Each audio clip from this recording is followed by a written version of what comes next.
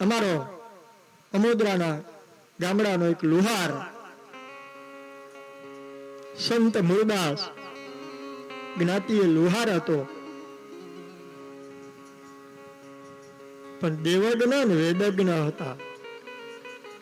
એ મૂળદાસ બાપુ ઉપર અમારા લગભગ 2 કે 3 ભાઈઓએ મૂળદાસ બાપુ ઉપર પીએચડી કર્યું. હલા પીએચડી. અને લુહાર જ્ઞાતિ હોવા છતાં પણ વેદનો પ્રકાંડ વિદ્વાન હતો, બ્રાહ્મણ ન હતા. એટલે એનો અર્થ એવો નથી કે બ્રાહ્મણ જ વેદ ભણે, વેદ બધા ભણી શકે વાલા. અને જયારે એના પર આક્ષેપ આવ્યો અમરેલીમાં, લગભગ એ અમરેલીમાં એના પર આક્ષેપ આવ્યો, પથ્થર ખાધા. અને પથ્થર દીકરીએ કહ્યું, બાપુ આ પાપ મારું છે, તમે લઈ લો. અને સંત મહાત્મા મૂળદાસે એમ કહ્યું કે આ સંતાન મારું છે. અને ગામ લોકોએ માર્યા. દીકરીએ કહ્યું, રેવા દો પ્રભુ, આત્મા સંત, પાપ મારું છે. અને આ વાત અને સમાચાર જામનગરના રાજાને ખબર પડી કે આવો માણસ મારો ગુરુ ન હોય.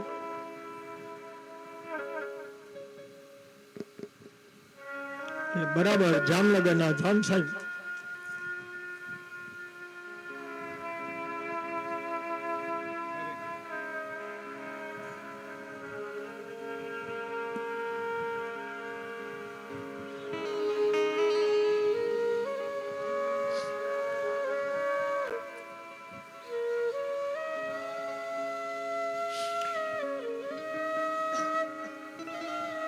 કંઠી તોડવાની તૈયારીમાં કે આવો ગુરુ મારો ન હોય, અને આની કંઠી તોડી નાખો. એટલે નવા ગુરુ બનાવવાની તૈયારી. એ જ સમયે સંત મહાત્મા મૂળદાસ આવ્યા છે. લોકો એને ધક્કો મારીને બહાર કાઢ્યા. બોલે એમ નહીં, એકવાર કયો મહારાજે કે મારે એક મિનિટ મળવું છે, વધારે નહીં, 1 મિનિટ. એટલે રાજાને એમ થયું કે ચાલ ભાઈ આવા દે, હાલ ઝડપથી અંદર મોકલે, પછી હું કાઢી મૂક. અને એ મહાત્મા મૂળદાસ અંદર ગયા.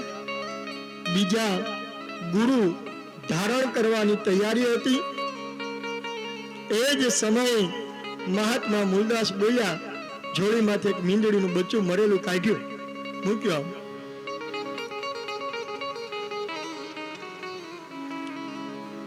હે રાજન, જે તો આ નવો ગુરુ ધારવાની વિચારધારા કરે છે, એ ગુરુમાં તાકાત હોય તો આ મરેલી માંજારને કઈ બેઠી કરી દે, તો તારો ગુરુ થવામાં ના નહીં પાડું.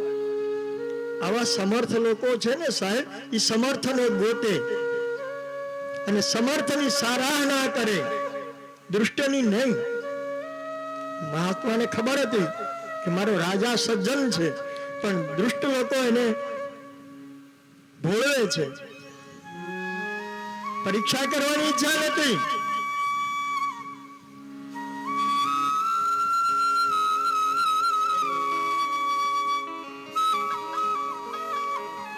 આને છેતરે છે.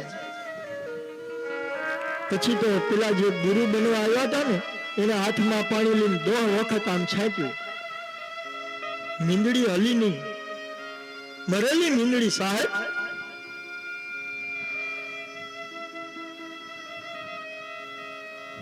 અને એ જ સંત મહાત્મા મૂળદાસે હાથમાં જળ લીધું અને કહ્યું કે જે બનાવ બન્યો છે એમાં હું અણિશુદ્ધ હોય, અને મેં જેટલા વ્રત, જપ, તપ, હોમ જેટલું કરેલું હોય, અને હું નીતિવાળો હોય, હું સાચો હોય, તો એમાંથી એક રાઈના દાણા જેટલું પુણ્ય.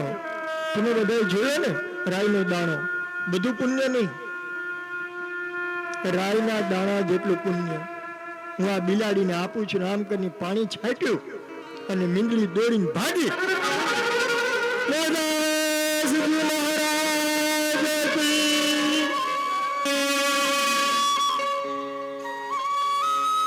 રાજા ઘડી સ્તબ્ધ બની ગયો.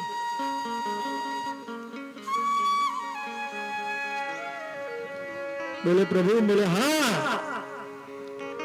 મારે બે જીવને બચાવવાના હતા, એક દીકરીને અને દીકરીના પેટમાં રહેલા બાળકને. આ બંને ન મરે એના માટે મેં નામ આપેલું કે આ મારું સંતાન છે. આ સંત કરીએ તો